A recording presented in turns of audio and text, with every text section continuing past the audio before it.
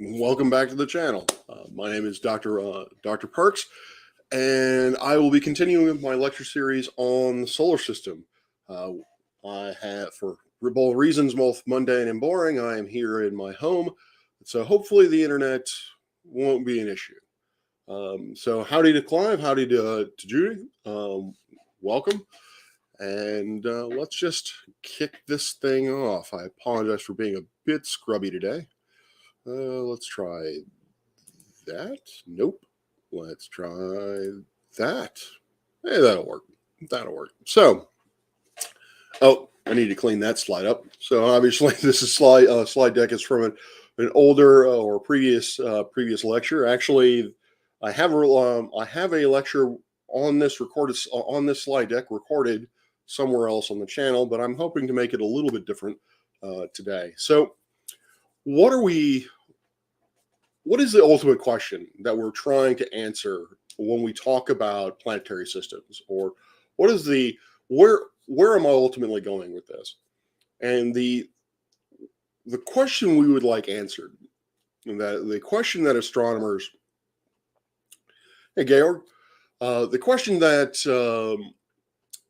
astronomers have is basically, how did we get here? How is it that the solar system, the Earth and the solar system, how did it get here? Obviously, there is the larger question of how did we get here, cosmologically speaking, but from a more localized perspective, how did the Earth form? How did the Moon form? How did the planets and so forth and all that come into being? And Immanuel Kant, who was a pissant, was the first to really kind of conceptualize an idea of what it might have been like prior to the existence of the solar system and what conditions were necessary in order for the solar system to come into being. And this is what we refer to now as the nebular theory, or really to more finally to, or more, I'm just all over the place there. It is known as the Nice model, the working model of how planetary systems have come into being and how they evolve over time is known as the Nice model because it was developed by French astronomers in Nice. But before we can really answer that question, before we can answer the question of how is it the solar system came into being, and how is it that generally planetary systems are born and ultimately evolve, we first have to start off with what is it that we know from a sort of a scientific method perspective. Obviously, the first step in a scientific method is to observe something, is to see some kind of phenomenon, and then ask the question based on that phenomenon. So, for example, we see the solar system. The natural question is, where did it come from? Well, to inform that question, in order for us to really kind of try to come up with a theory or framework for answering that question, we kind of need to know what is already out there so that we can use those as constraints. I mean, obviously, we cannot come up with a model of the solar system that will, in fact, a model of the creation of the solar system that will, in fact, not produce what we see today. If we evolve it over time. So, what is in our solar system? Well, all right. I'm going to make this caveat now because I am going to be teaching the party line because it just makes things simpler, as it were.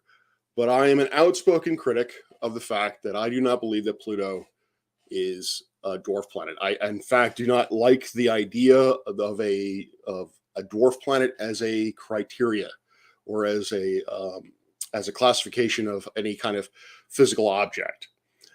So, with that being said, I am going to basically state that Pluto in this lecture is a dwarf planet and talk about how and basically describe the solar system as how we classify it today.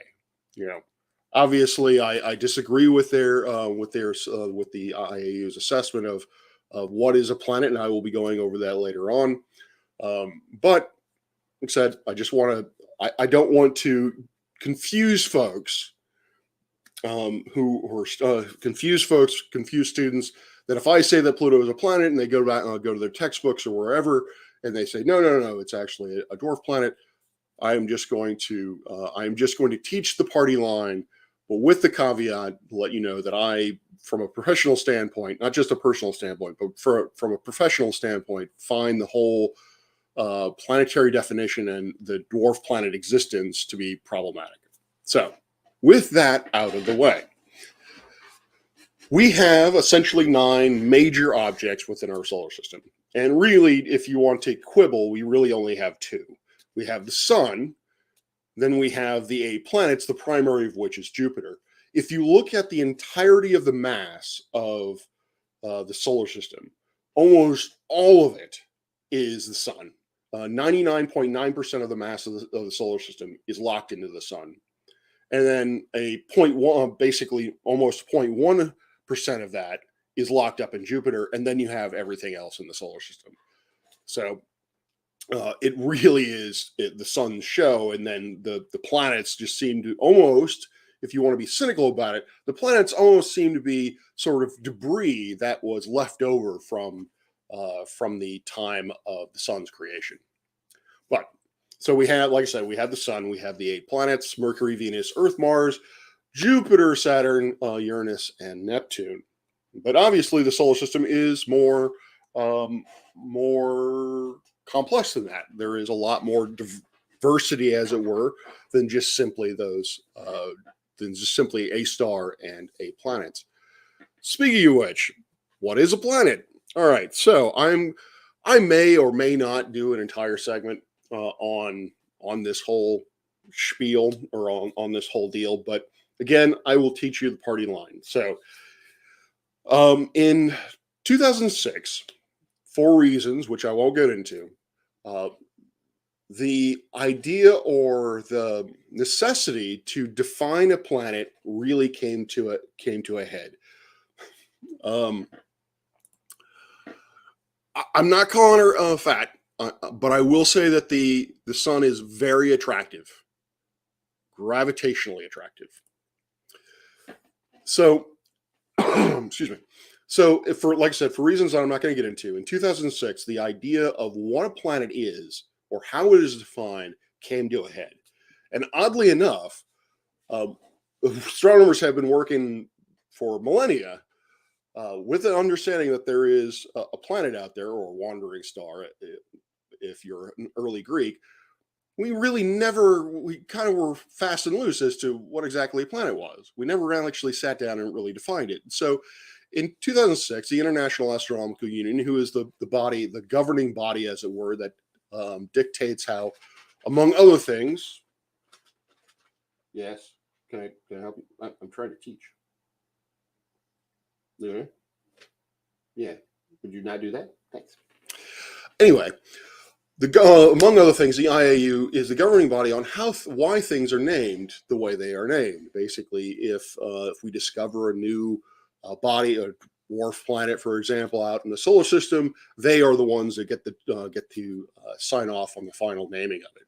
Which is why Eris is not actually named Xena, the warrior princess, which kind of sucks. But again, I digress.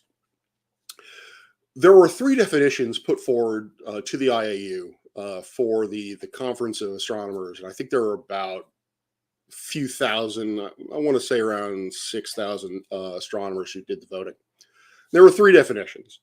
The definition that got voted on, that got the most votes, was a planet is a body orbiting the sun. I know that says a star, but that's my own editorial edit.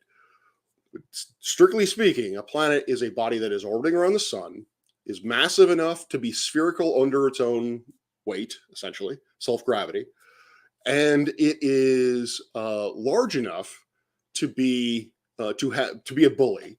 It has cleared its orbital path. Essentially, there are no celestial objects of comparable mass in the orbital path of that object, which is why Pluto got demoted to dwarf planet status, because Pluto does not clear its orbital path. There are objects, as I'll describe later on, called trans-Newtonian objects that are of comparable size that still are along its path. It's a very kludgy definition. It's one of the reasons why I don't like it. So, but there it is. So the object is orbiting the sun, or orbiting a star. It's mass enough to be a sphere under its own self-gravity, and it doesn't have anything of comparable mass in the same orbit that it has. But as I said, a star and 8 planets is certainly not the entire story. We have dwarf planets. At the moment, I believe there are 8 of them. I always miscount. And dwarf planets are essentially the bodies that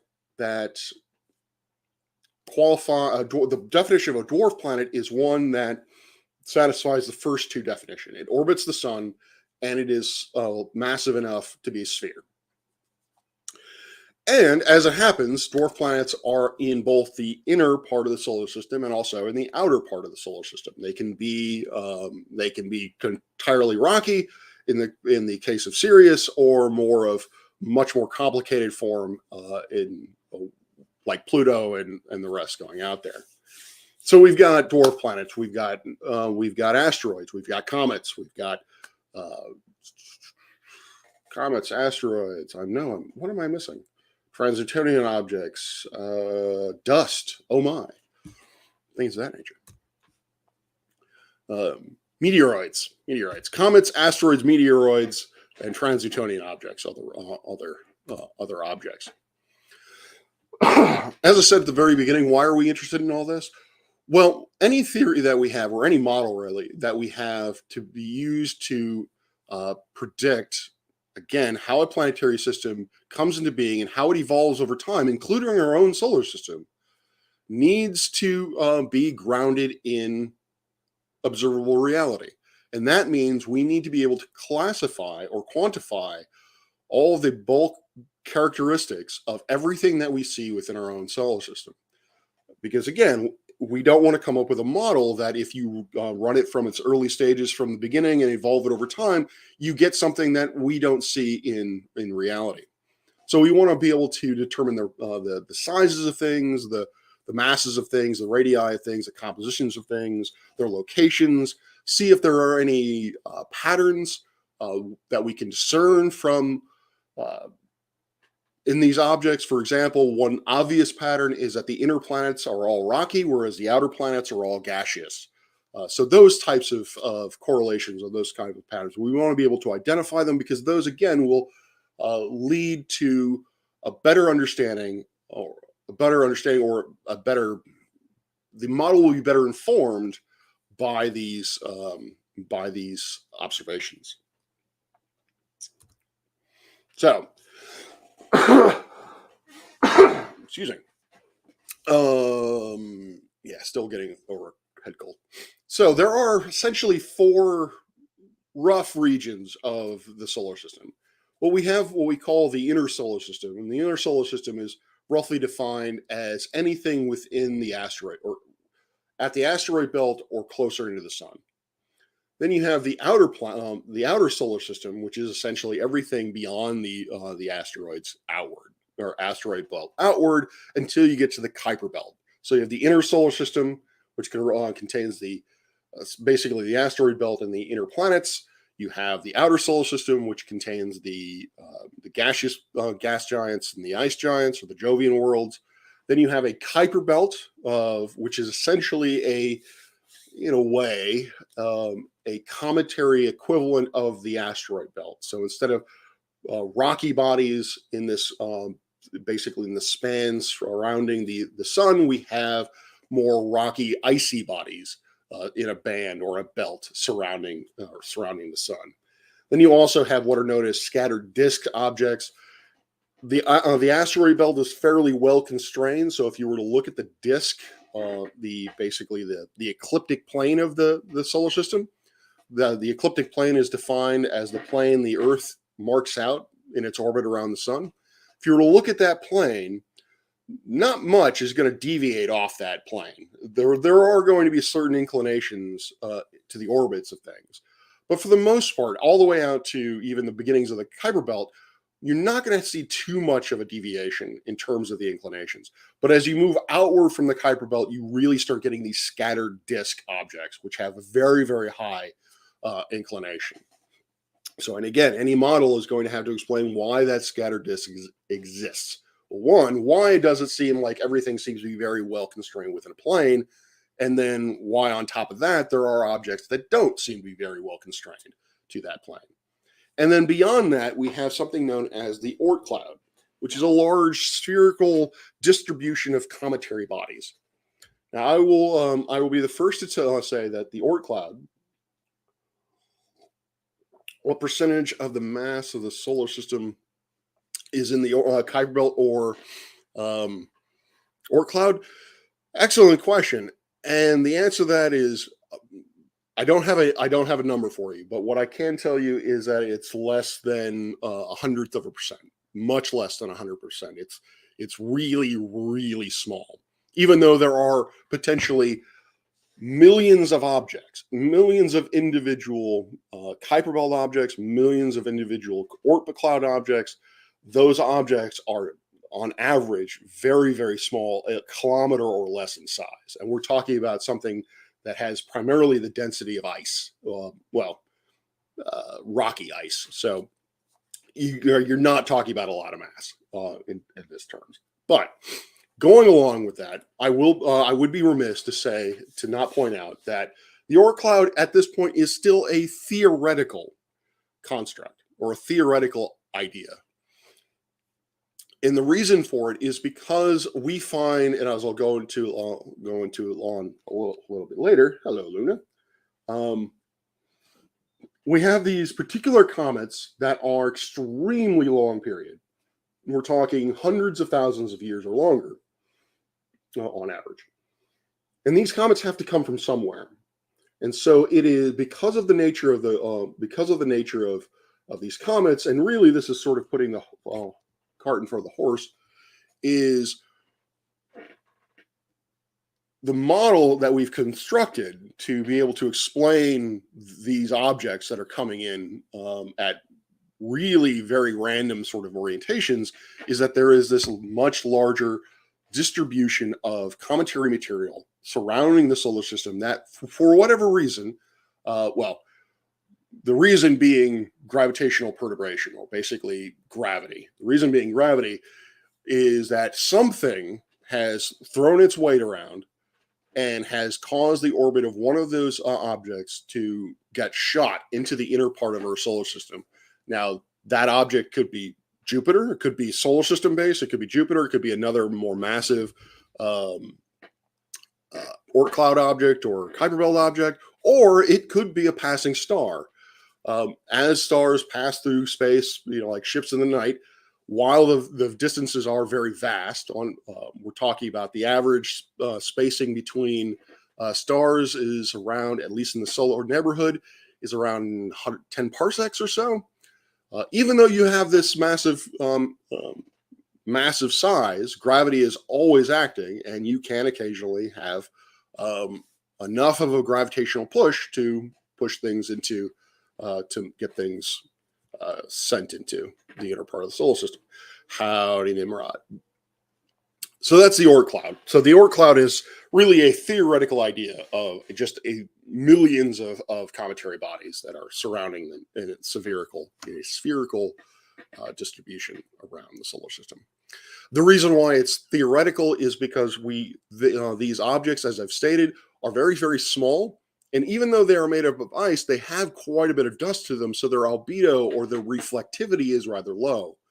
And so you're talking about trying to find a very, very small object that is only illuminated by basically its own heat, meaning, and these things are only probably 100 Kelvin, 100 Kelvin in temperature. So they're not overly hot. They're not very hot. So they're not producing a whole lot of visible light. The only light that they are emitting, as it were, is reflected sunlight. So the only light that we can see to see that they exist is light reflecting off of a very small body that is very dirty. So hopefully you can see that would be rather difficult to actually see something like that. They are very dim. So when we talk about the size of the solar system, what we're talking about is the Kuiper belt, or the asteroid belt, rather, is roughly around 7 AU, or 7 AU across in diameter, or 7 times the distance between the Earth and the Sun. If you go out to the Kuiper belt, from the Sun to the Kuiper belt, now you're talking about 2 orders of magnitude larger, about 100 AU from one edge of the Kuiper belt to the other edge. But if you got to the Oort cloud is 3 orders of magnitude even larger than that, where we believe that the Oort cloud has a diameter of about 100,000 AU.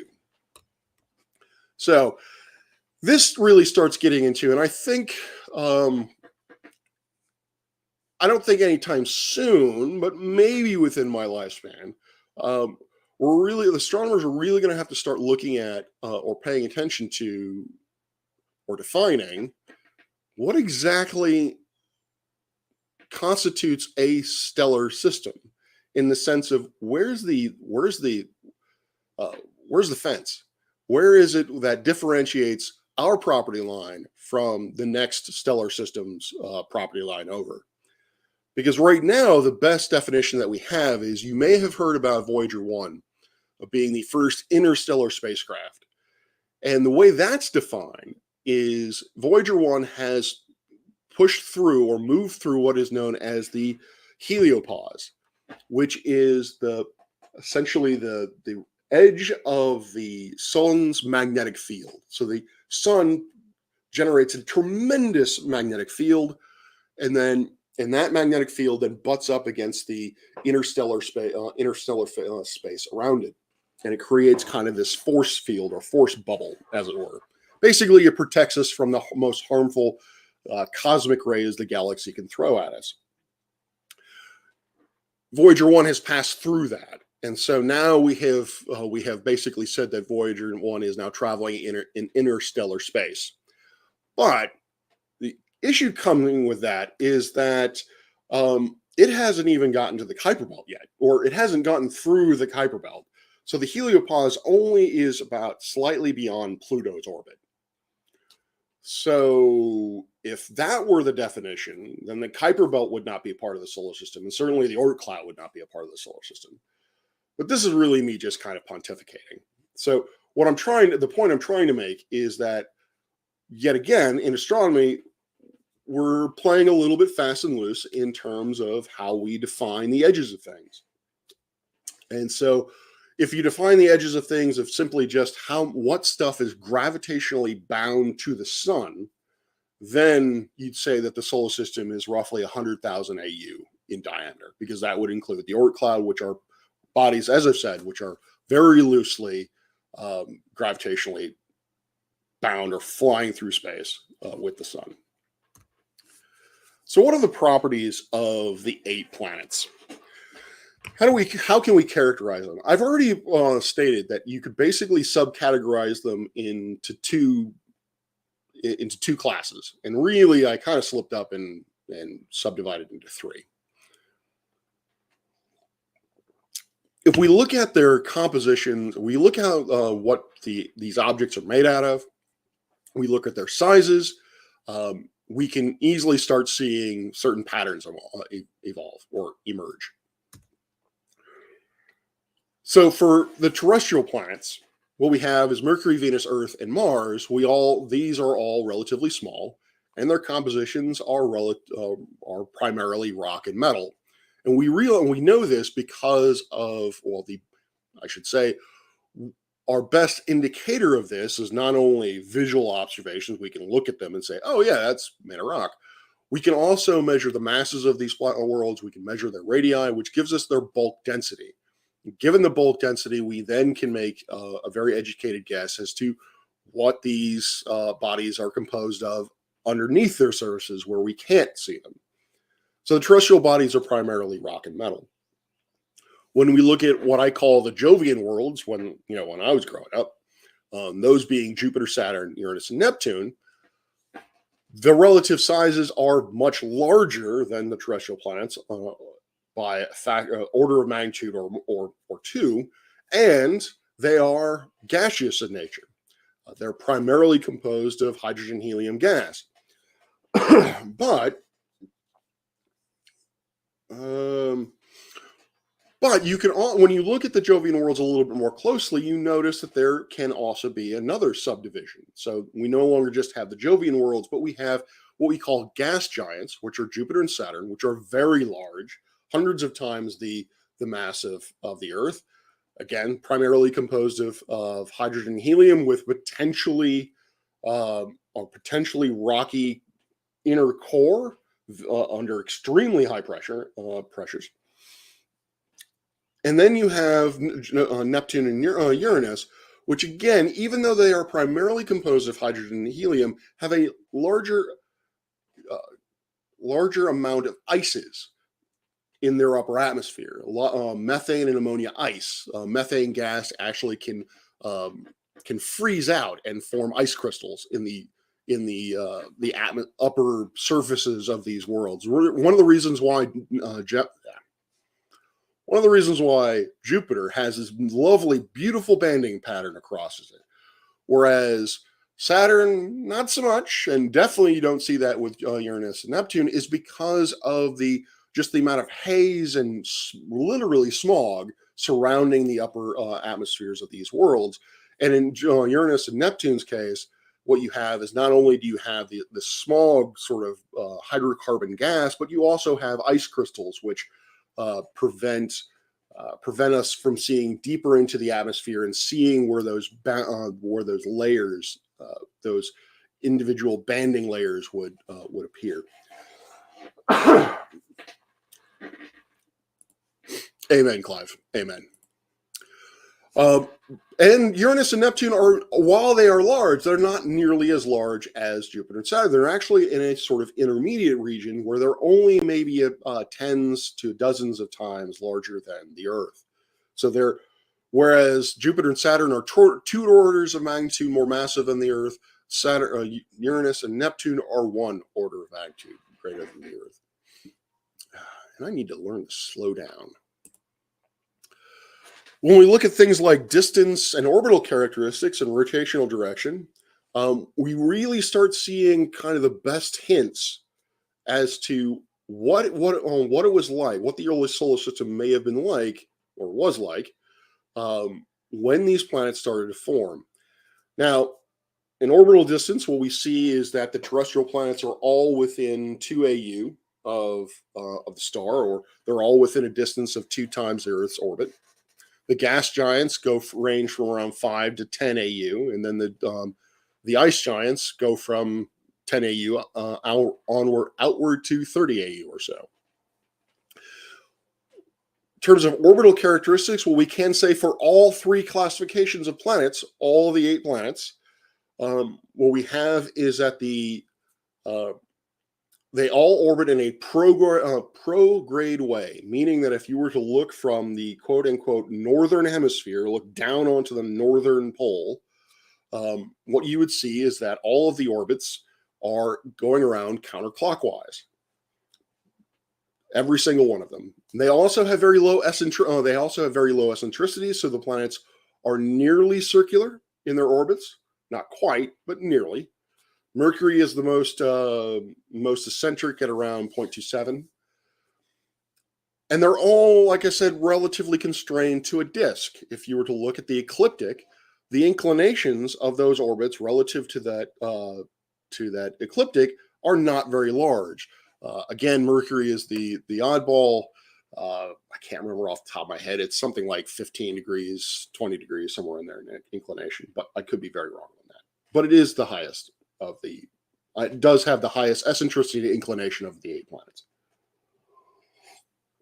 Rotational direction provides us, again, a very interesting hint, but also maybe some very interesting caveats. In that if you look at the rotational direction, basically the spin of the planet on its axis, with the exception of Venus and Uranus, what we see is, again, these objects are moving in a prograde way. They are moving, or they are rotating counterclockwise when looked from the north. Like I said, except Venus and Uranus. So we've got a rocky planet and a ice giant that are exceptions. With Venus, it's a huge exception because it's basically the opposite way. It is actually rotating in a retrograde way. It is rotating clockwise when looked from the north. Uranus is even weirder in that its inclination axis, its rotational axis, is inclined over 90 degrees from north, if north is up. So it's literally rolling through the solar system. It's rolling, and I just saw a Science.com article where Uranus is growing more of a cap, and really what that means is because of the way that Uranus is oriented, because it's rolling, we are actually coming around and seeing the backside. We are seeing more of Uranus's backside. Yes, it really, my inner 5-year-old just cannot get enough of talking about Uranus, because there's so many ways of making fart jokes with Uranus. But anyway, it's space.com showing Uranus showing more of its cap. The reason, if you read that article, which I recommend, you'll see the reason for that is because of the peculiarity of the fact that Uranus is rolling through the solar system rather than spinning. If we look at things like cores, magnetic fields, and rings and rotation rates and so forth, this also puts the contrast between terrestrial planets and the Jovian worlds into starker, contrast. The cores of the planetary of the planets, again, we know this. The Earth we know most of all because we have more techniques that we can use, primarily seismology, to actually probe the interior of the Earth, so that we have a better model, a better understanding of what our Earth is constructed of. But from both characteristics of the planets, we know that the terrestrial planets, the inner core is primarily iron, and in most cases it's solid. There may be a partially molten part of it, but for example, the Mercury, totally solid iron core. Mars, solid core, maybe a little bit of molten action going on there. Venus probably has the core very similar to ours, but with one major caveat, which I'll talk about in a second. For the gas giants and the ice giants, we believe that what they have there is primarily going to be rocky. They're not going to contain a lot of metals, a lot of heavy metals like iron or nickel. It's going to be a whole lot of silicate, and it's going to be under a tremendous amount of pressure. Excuse me. So we do believe that these are not just entirely gaseous bodies, but there is some kind of rocky core, maybe sort of like a kernel, that the gas has sprung up around. Magnetic fields for the terrestrial bodies, they're basically relatively weak. I mean, the Earth has the strongest magnetic field, and in comparison to Jupiter, it's basically nothing to write home about. The gas giants, the magnetic fields, are very, very strong, and they're very, very well oriented, meaning that the magnetic field axis, the magnetic field axis and the rotational axis are very much aligned. For the ice giants, though, as we'll get into later on, that is not the case, and it gets even weirder. Not only is if this is the rotation axis and this is the magnetic axis, they are not aligned in any way. They're also off center.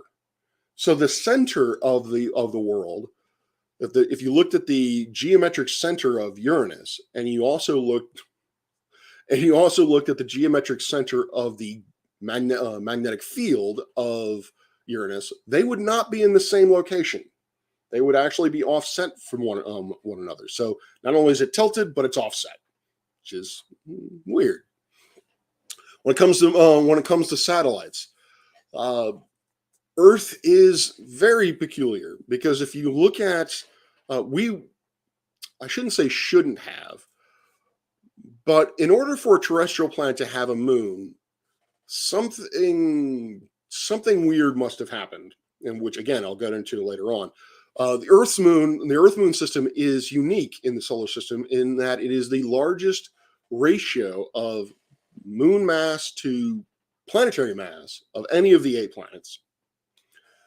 Venus doesn't have any satellites that we're aware of.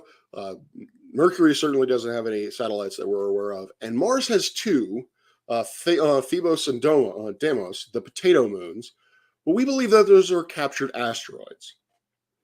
For the moon's creation, that's going to be in a separate lecture in upon itself. But we believe that the moon was not created in the same time as the Earth. It actually was created somewhat a little bit later.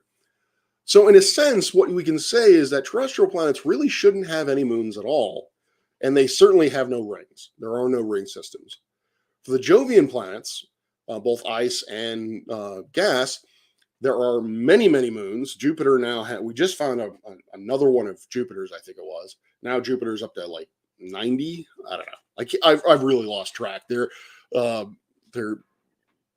dozens upon dozens of moons around Jupiter and Saturn. These are, I hesitate to call them moons because essentially they're very much like Phobos and Deimos. They're captured asteroids.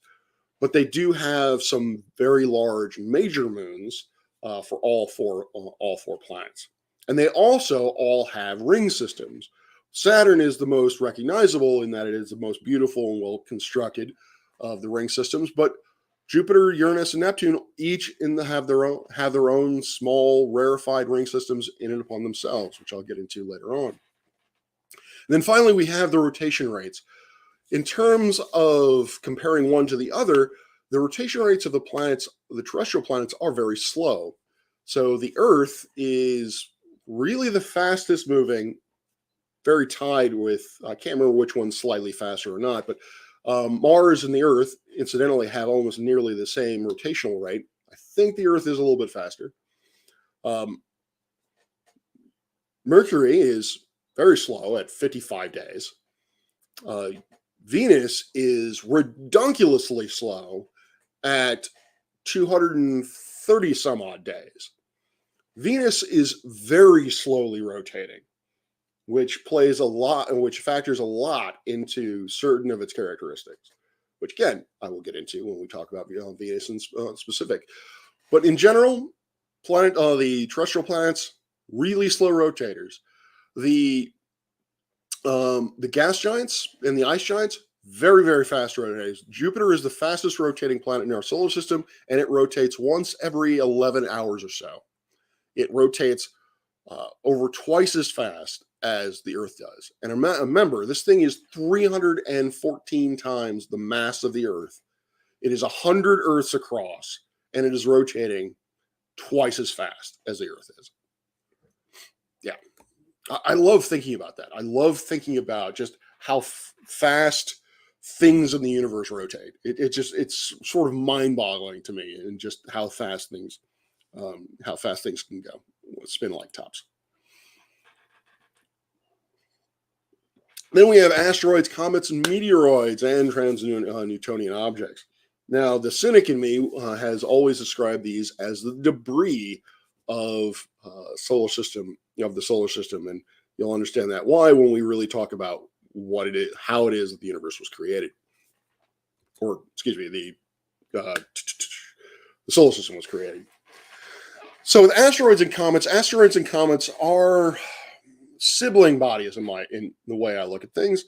They have roughly the same kind of sizes. Asteroids range from simply a meter in size to 1,000 kilometers in size. Comets roughly 100 meters to 50 kilometers in size for the nucleus.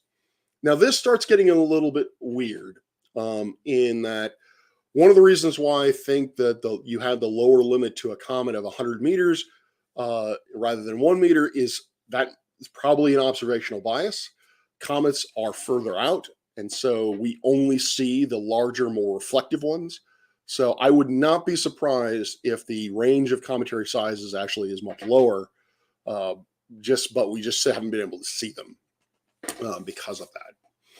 Now, composition, obviously, the asteroids are primarily rock and metal, or silicates and iron, silicates and nickel, that sort of thing. Comets are also silicons, but also ices in terms of water, methane, ammonia, that sort of thing.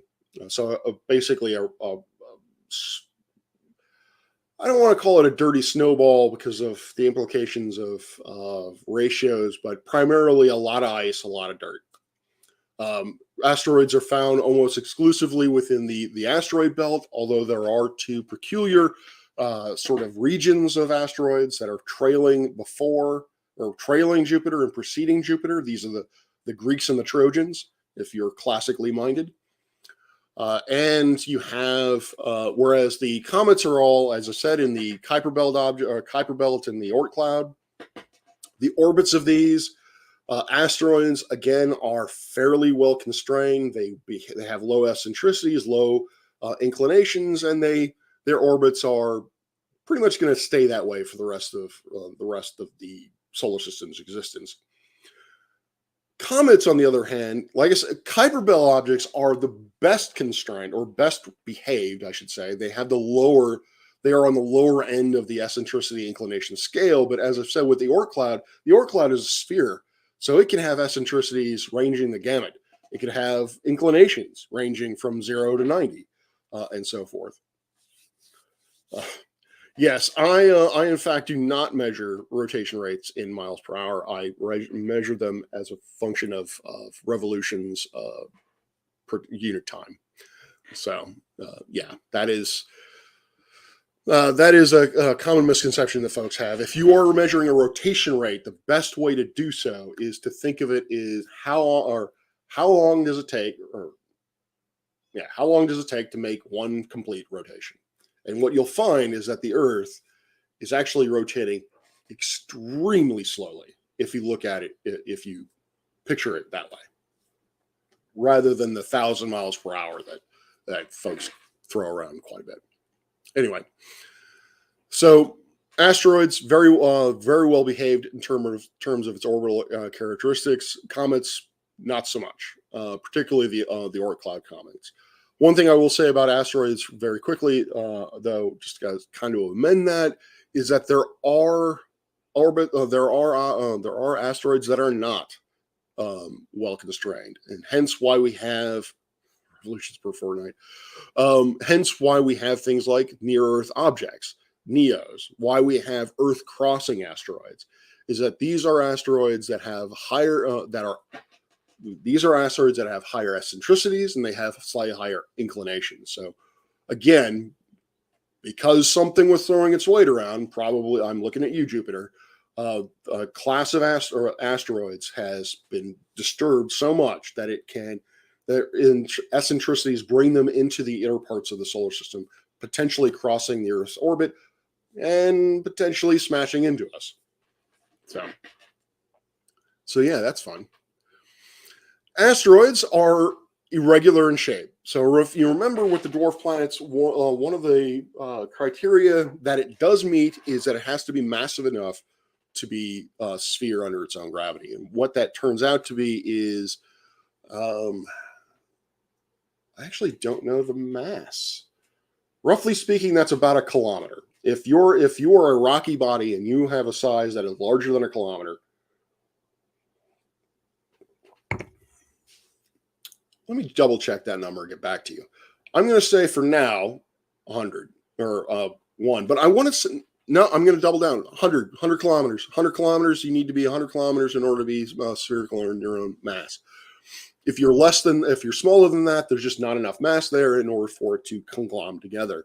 Asteroids are weird, and we're learning more and more about them even today, in the sense, which is always a good thing, in that the DART experience, if you're not familiar with the DART mission, DART is our current answer to the question of what happens if an asteroid is going to smack into us. What are we going to do about it? Well, the answer is throw something really heavy at it.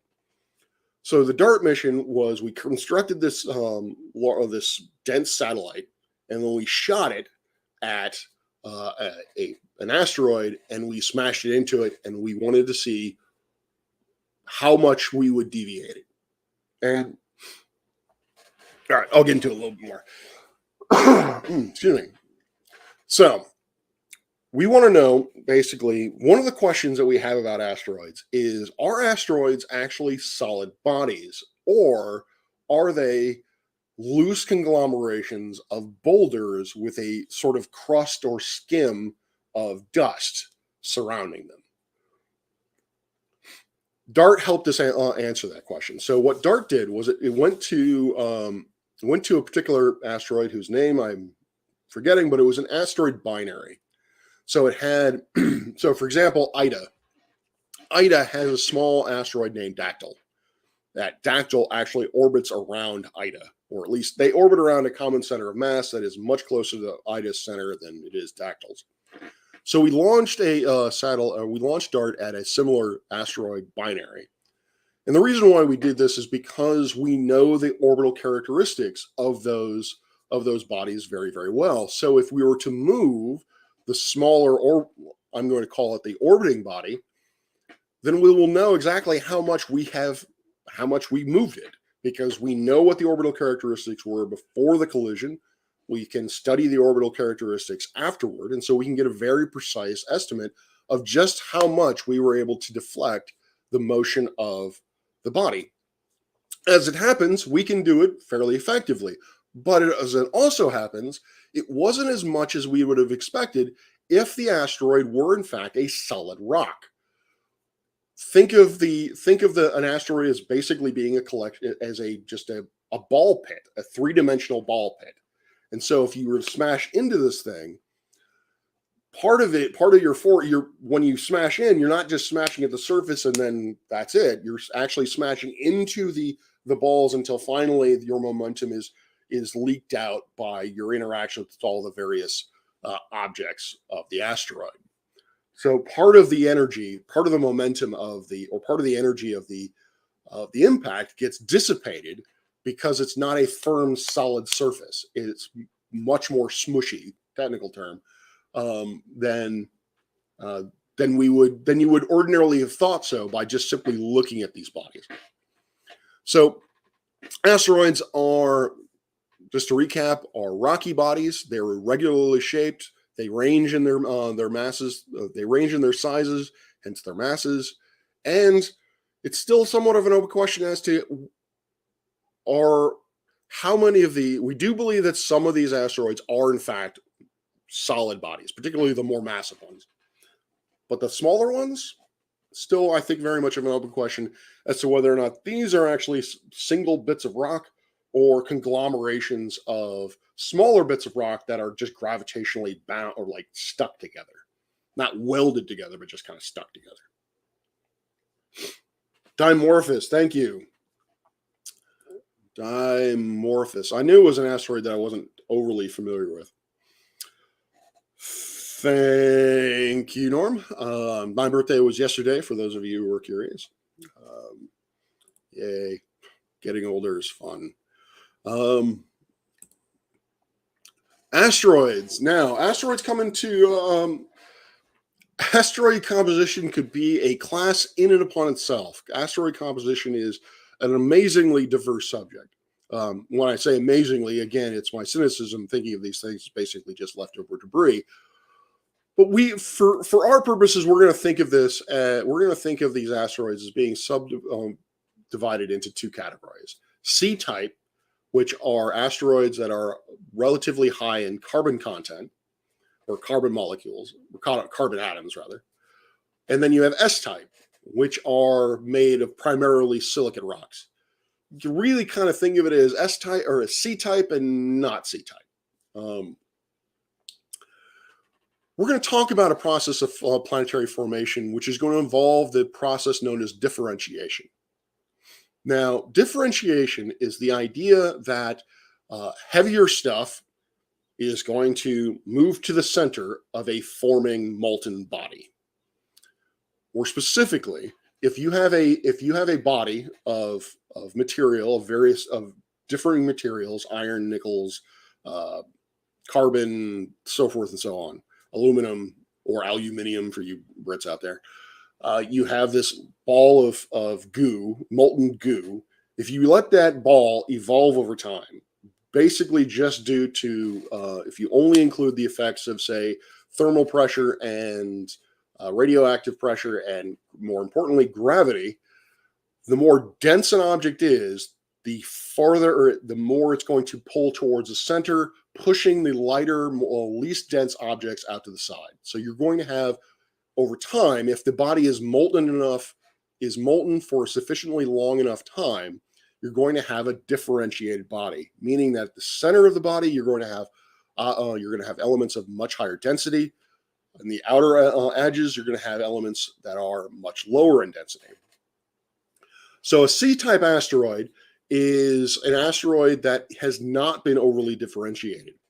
That essentially, it either has come from the fact that when it formed, it wasn't very large to begin with, and it just kind of cooled off before any sort of serious differentiation could have happened, or you had this molten body that formed, this large molten body that formed, and while it was still molten, another rock came by and smacked into it and broke off a chunk before any differentiation really could happen, and then that smaller chunk that wasn't differentiated cooled off and became a C-type asteroid.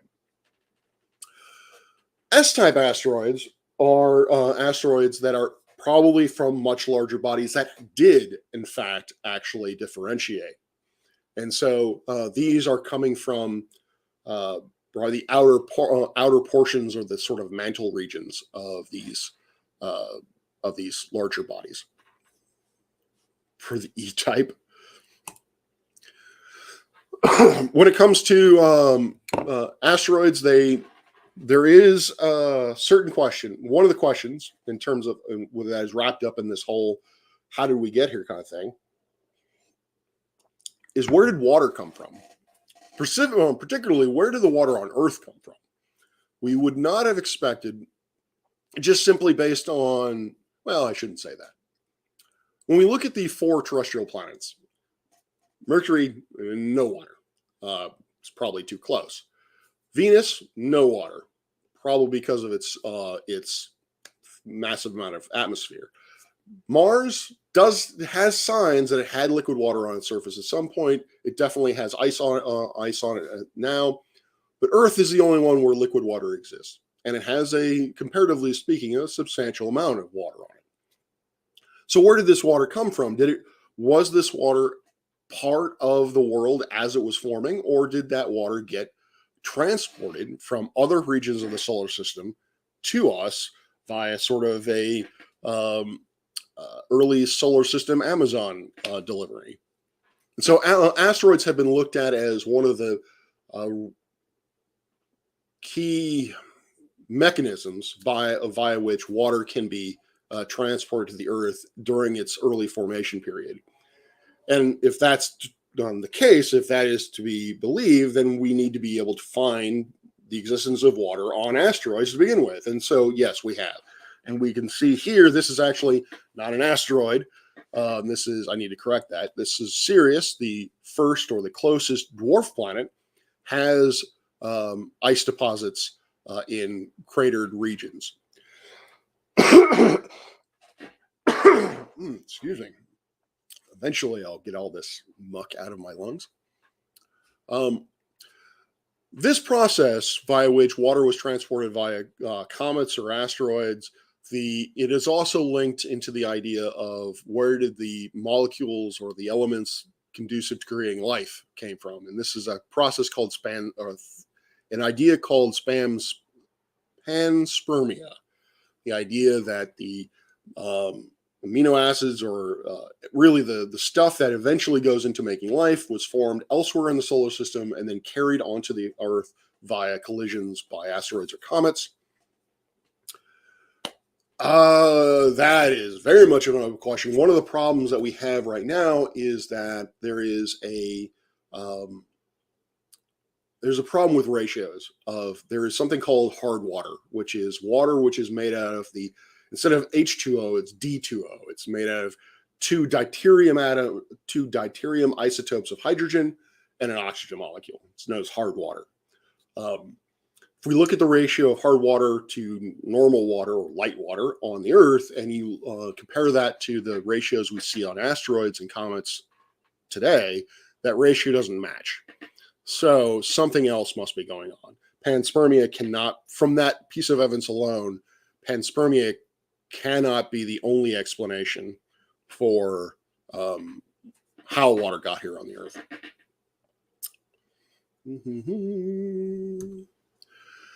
All right, so asteroids beyond the belts. This is getting a little long, so I might just kind of skip along a little bit faster. Like I said, we have the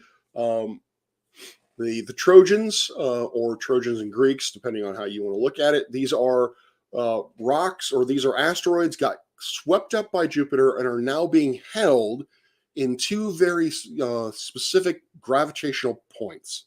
Now, the orbital dynamics of this get a little hairy, so I'm really not going to get into the weeds of what a Lagrange point is.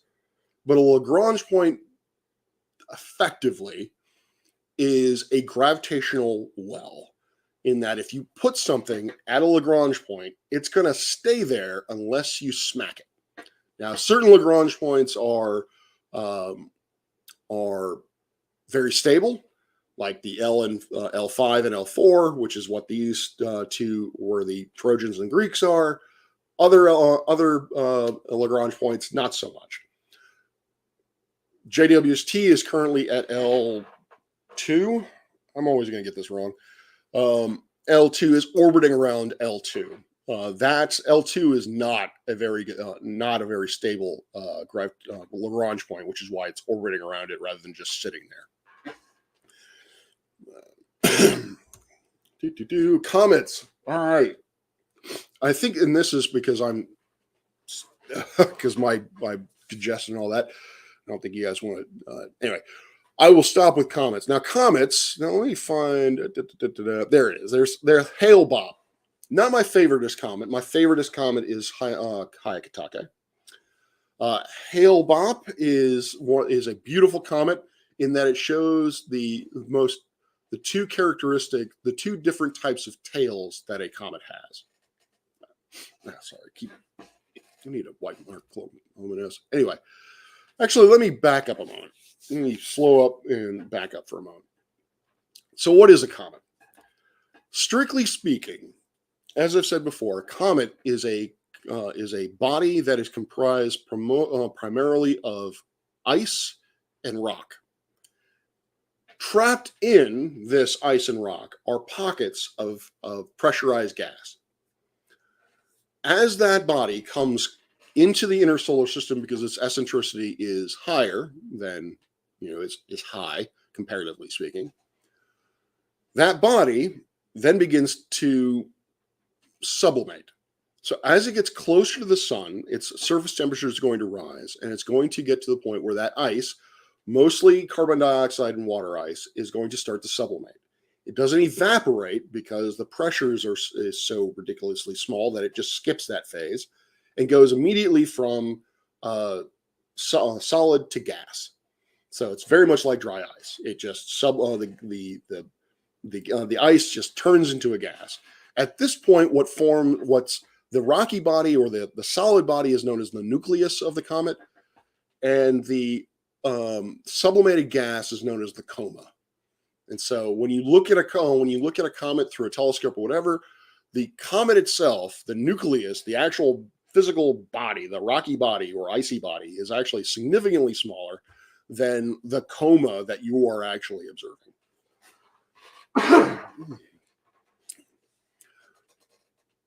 And so you have that for a while, if it's far enough out. And then as the as the comet gets closer, then you can have the development of tails. One is called a dust tail, and the other is called an ion tail. Now, to understand what's going on here, is you have to know that two things. One, that the material that is coming off, the ices and dust that are in the comet, when it sublimates, some of that dust and some of those particles get released, are positively charged. They are electrically charged. Uh, I'm guessing positively charged. You also need to know that light can create a pressure, or does create a pressure. Now, in our everyday life, that pressure is very, very small. It's almost negligible. But there is a thing called radiation pressure. And when a photon hits something, hits a solid bed of matter, interacts with a solid bit of matter, it's going to impart a certain amount of energy or momentum to that thing. So, with the dust tail is all that loose debris that was sublimated off or released off into space when the ice around it sublimated. The radiation pressure from the sun, the light from the sun literally has hit those dust particles, and pushed them away from the comet. And that dust tail then proceeds basically very close to how the comet was moving previously in its orbit. So the dust tail is kind of an indication of where the comet has come from. The solar wind, which is composed of charged particles that are moving through the sun's magnetic field, those charged particles, when they come in contact with the comet, particularly those other charged particles in the comet, they will bind together, and then they will basically push those ions out and create the ion tail. Now, the dust tail, as I said, is basically follows kind of the curve or the path of the comet. The ion tail always points directly away from the sun, because again, the solar wind is radial. The solar wind is coming out in all directions, straight out from the sun, so that those charged particles from the solar wind, when it hits the comet, the charged particles of this comet, it's going to push them out in a radial direction, directly away from the sun. So the ion tail is always is straight out, whereas the dust tail kind of follows along the trajectory of the orbit. Now, this gets a little weirder when the comet actually passes around the sun, because again, both of these pressures are pressures that are outward. So, when the comet is coming in, the tails do what you would kind of expect them to do. They trail the comet, but as the comet swings around the sun, the tail actually precedes the nucleus. So the tail is first as it goes through. So it's not really quite a tail. Very nice inside joke.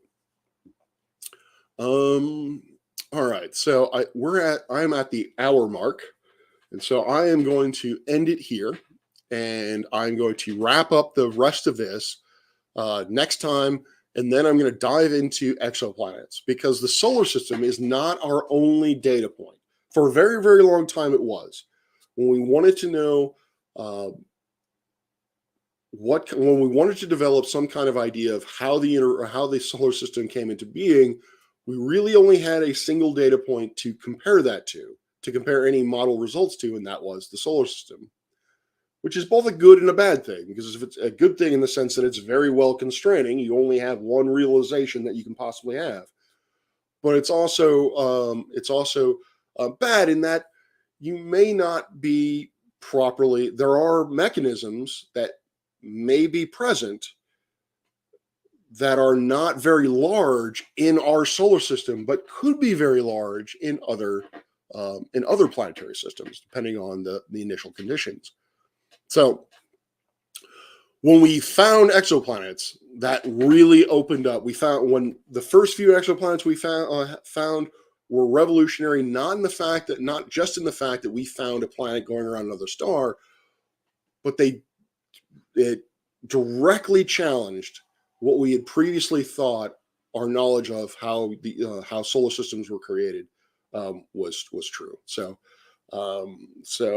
yeah, next time, hopefully tomorrow, I will carve out some time and finish off the rest of this. So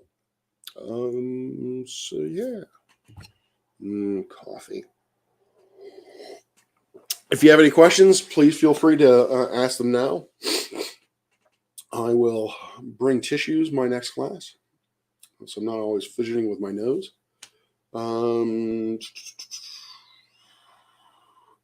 Are the comets ions generally cations, or I'm not sure.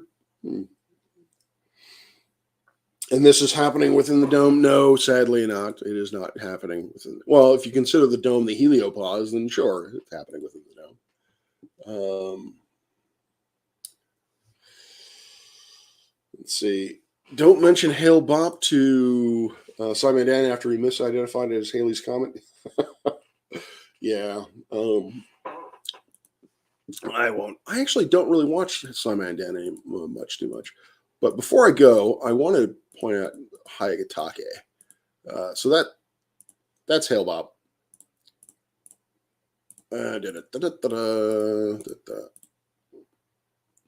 I know I have a picture of Hayagatake somewhere. Curses. I'll find it. I will even try to find the one I took, because one of the reasons why it's my favorite is because it was the first astrophotography that I was ever a part of. It was a collaborative effort between myself and two grad students, where we took this beautiful mosaic image of Comet Hayagatake. This is back in the mid '90s. We were out there at Rosemary Hill Observatory, a 30-inch reflecting Newtonian telescope, meaning that you had to climb a very, very large ladder in order to get to the camera where we took our images. And yeah, we were doing some observations of asteroids actually to help calibrate the photometry for a satellite that just had gone up called ISO, Infrared Space Observatory. And during that observing run, Hayagatake came out, and it's just a beautiful, really long tail. It's got some nice actual, we believe, magnetic structures to it. It's awesome.